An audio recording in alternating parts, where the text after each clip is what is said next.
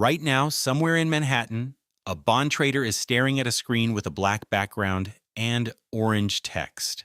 In London, a portfolio manager is typing a four-letter command she has typed 10,000 times before. In Singapore, an analyst is pulling up a company's debt structure. In Hong Kong, an investment banker is checking how a competitor priced a deal last night. Four people, four cities, four time zones, and they are all looking at the exact same machine. Not Google, not Excel, not some sleek, modern app with a clean interface. They are looking at a system that costs tens of thousands of dollars per year, has a user interface that looks like it came out of 1985, uses keyboard shortcuts that take months to memorize, and is somehow the place where trillions of dollars get moved every single day.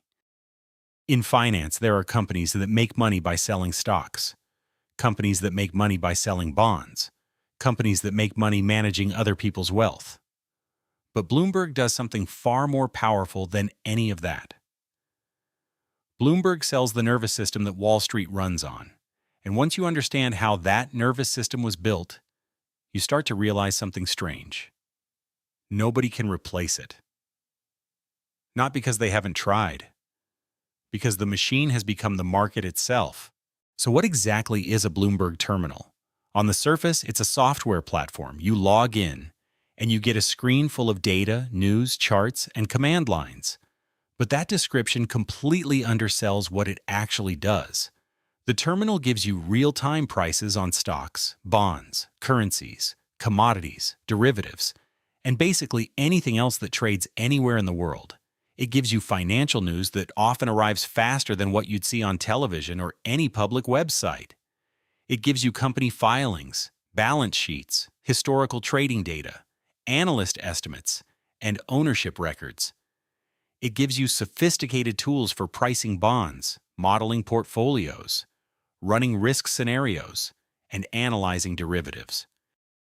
And maybe most importantly, it gives you a built-in messaging system that connects you directly to almost every other professional in finance. So the terminal isn't really a piece of software. It's infrastructure. Think of it this way.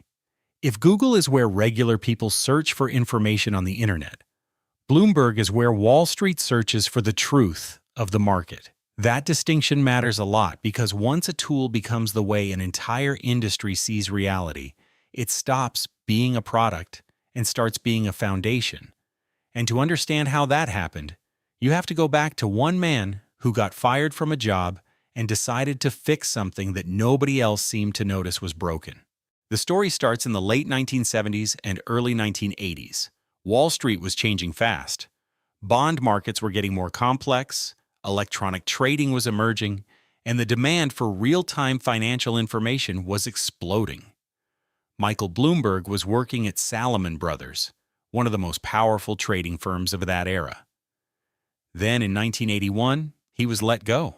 He walked away with a severance package and an idea that almost nobody else in finance was taking seriously. He had noticed something inside Salomon that bothered him. Wall Street was drowning in data. There were prices, yields, spreads, fundamentals, news, research reports. Endless streams of numbers and information. But all of it was scattered, fragmented, locked in different systems, different formats, different departments. If you wanted to compare two bonds, you had to go through a slow, painful process of pulling data from multiple places. Bloomberg's insight wasn't that Wall Street needed more data. It was that Wall Street needed data wrapped inside a workflow. He didn't set out to build a database. He set out to build a machine that helped traders make decisions faster. The interface didn't need to be beautiful. It needed to be fast. The product wasn't designed for the general public. It was designed for the professional who lived inside the market all day. And that's the part most outsiders miss. Bloomberg had an unfair advantage from the very beginning because the product was built from inside Wall Street by someone who understood Wall Street's actual pain, not its imagined pain, its real pain.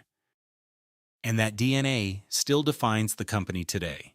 Here's where it gets interesting. Most people think Bloomberg's value is the data. They're wrong. Bloomberg's real product isn't data, it's certainty. In finance, being slow by a few seconds can cost millions.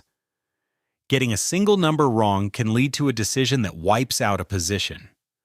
Missing one piece of news can mean entering a trade 5 minutes too late, after the move has already happened.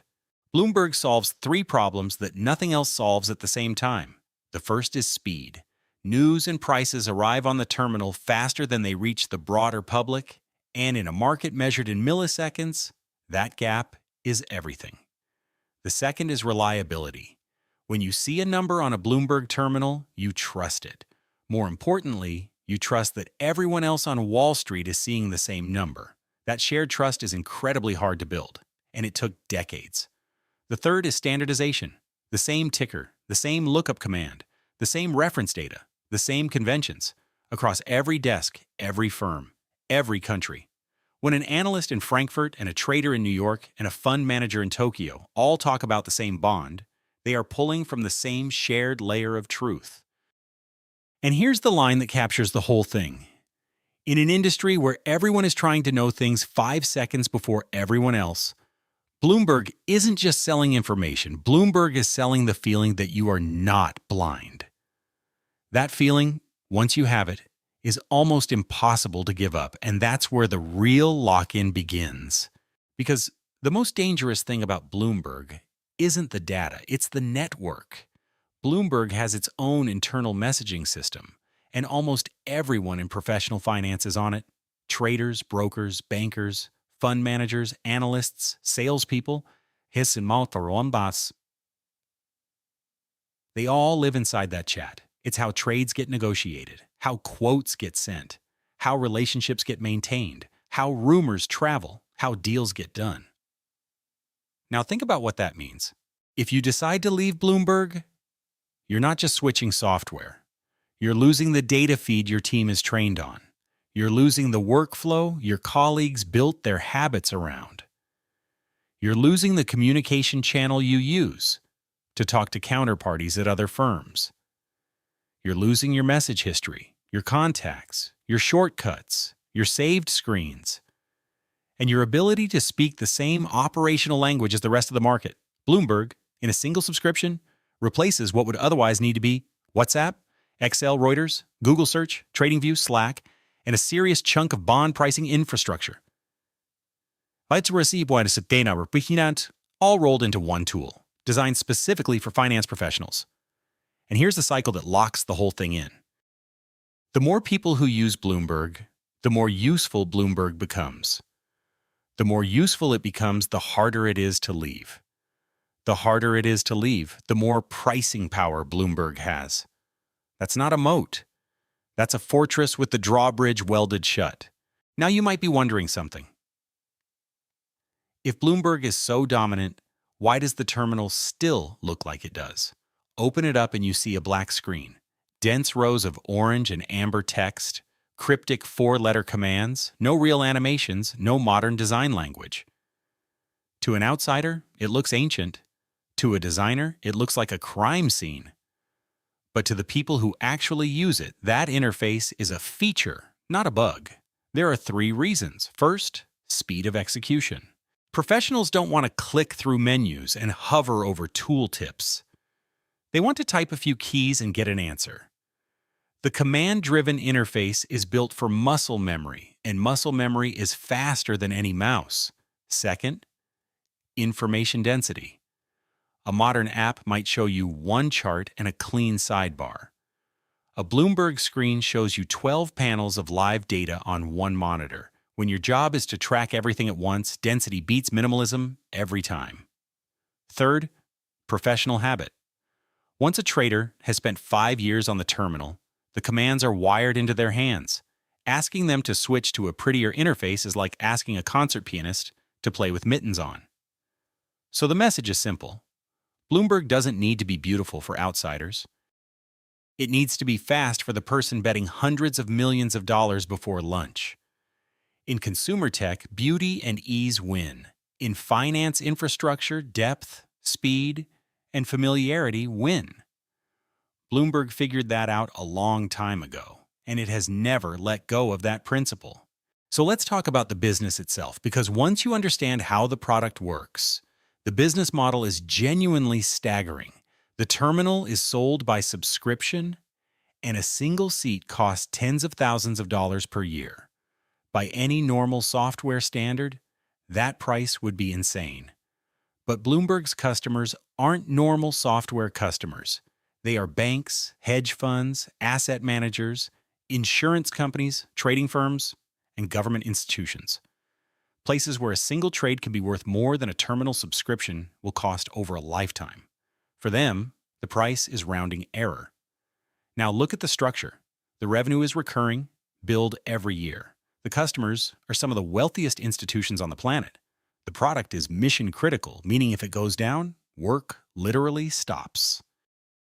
The switching costs are enormous, as we just walked through. The network effect protects the customer base from competitors, and the brand carries decades of reputation for speed and reliability. That combination is almost unfair. A normal software company has to convince customers it's worth paying for. Bloomberg only has to remind customers that without it, they might be slower than the rest of the market. And in finance, being slower than the market is the most expensive thing you can possibly be. Which is why, year after year, the bills get paid without much argument. But here's where the story gets genuinely strange, because Bloomberg isn't always the cheapest option. It isn't the prettiest option. It isn't even the easiest to learn. So why, after decades of competition, has nobody managed to pull Wall Street away from it? Why hasn't a sleek startup with better design and lower prices broken the spell? Why hasn't a tech giant with infinite resources just built a better version? Is it the data? Is it the habits? Is it the brand? Or has Bloomberg become something deeper than a product? Something woven into the actual operating structure of the market itself? Because if it's the last one, then the question stops being about features and starts being about something much harder to compete with. Bloomberg is not without competitors. There are companies that offer cheaper market data. There are platforms with prettier charts.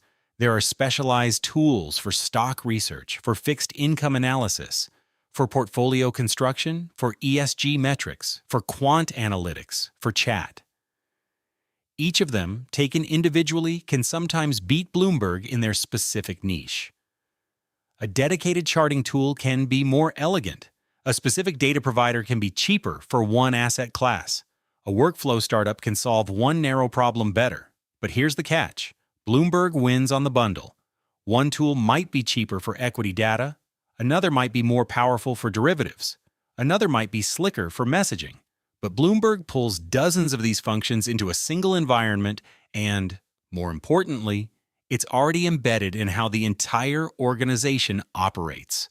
To replace Bloomberg, you'd have to convince a bank to rip out its data infrastructure, retrain thousands of professionals, rewire its compliance and reporting systems, rebuild its communication channels with external counterparties, and accept months of operational risk while doing it. So the line that really matters is this. To replace Bloomberg, you don't just need to build a better product. You have to change the behavior of an entire industry. And industries don't change behavior cheaply. They almost never change at all unless there's a crisis. That's the real moat, not the data, the inertia. So what is Bloomberg really when you zoom all the way out?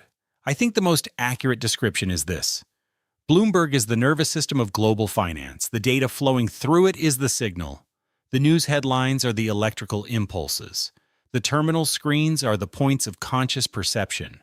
The users, millions of professionals across the world, are the nodes in the network. And the market itself reacts to what this network sees. Watch how it actually plays out. A central bank announces a rate decision, and the headline hits Bloomberg first. A bond trader checks a yield curve, and they're checking it on Bloomberg. An investment banker comparing two companies for a pitch deck, they're pulling the comps from Bloomberg. A portfolio manager double-checking a position before a board meeting, they're confirming it on Bloomberg. Bloomberg doesn't make decisions for the market, but it shapes how the market sees data, and because of that, it shapes how the market acts. That's a level of influence most companies can only dream of. Here's the line that gets to the heart of it. Bloomberg doesn't own Wall Street, but in many of the moments that actually matter, Wall Street sees the world through Bloomberg. And if you imagine Bloomberg disappearing for a single day, the market would still exist. Trades would still happen, but thousands of workflows would slow down, fall out of sync, or have to be patched together with messy substitutes. The friction would be enormous because the nervous system isn't optional once it's wired in. Of course, that level of dominance comes with a cost, and it would be dishonest to pretend otherwise. When a single tool becomes the industry standard, it brings efficiency, but it also brings risk. The high price means smaller firms, independent researchers, and emerging market institutions can't access the same level of data as the giants, which deepens the gap between insiders and outsiders.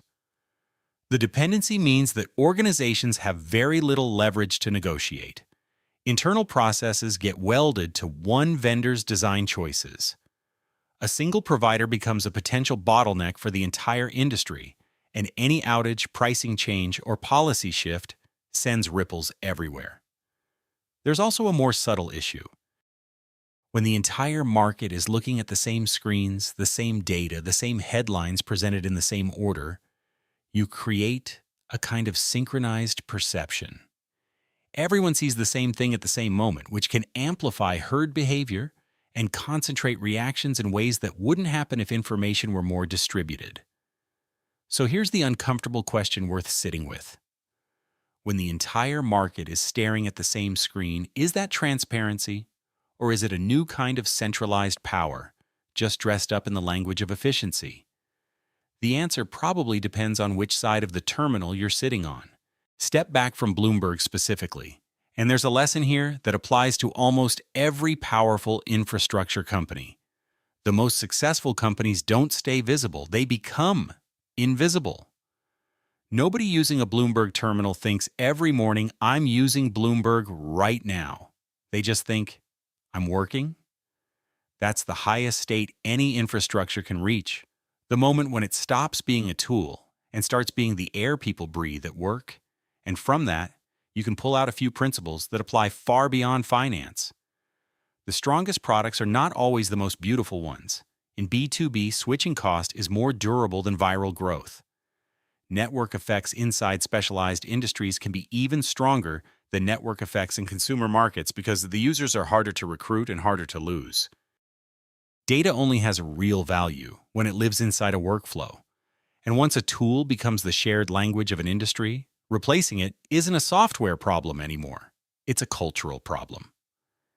Here's the line I keep coming back to. Consumer tech wins by capturing attention. Finance infrastructure wins by creating dependency. Those are very different games, played with very different rules, and most people only recognize the first one. So let's bring it back to where we started. Bloomberg began by solving a very specific, very practical problem. How do you help finance professionals access and analyze data faster than the firm next door? But over the decades, that one product became something much larger. It became a data system, a communication channel, a professional standard, a workflow, a network, an infrastructure layer, and eventually a piece of how the market itself thinks. That's why switching away has become almost impossible, not because the product is perfect, not because there are no alternatives, but because Bloomberg slowly stopped being a tool and quietly became part of the market's operating system. Here's the line I want to leave you with. Bloomberg didn't win because everyone loves the interface. Bloomberg won because at some point, Wall Street stopped using it as a tool and started operating inside of it. That distinction is the whole story. If you enjoyed this kind of video, where we don't just look at the famous companies, but at the invisible layers of infrastructure that quietly make entire markets run, subscribe to the channel. In the next videos in this series, we're going to keep peeling back the systems behind global finance, payment rails, exchanges, clearinghouses, custodians, the companies that almost nobody outside the industry has ever heard of, but that the market simply cannot function without. Because once you start seeing the infrastructure, you can't unsee it. and the world starts to make a lot more sense.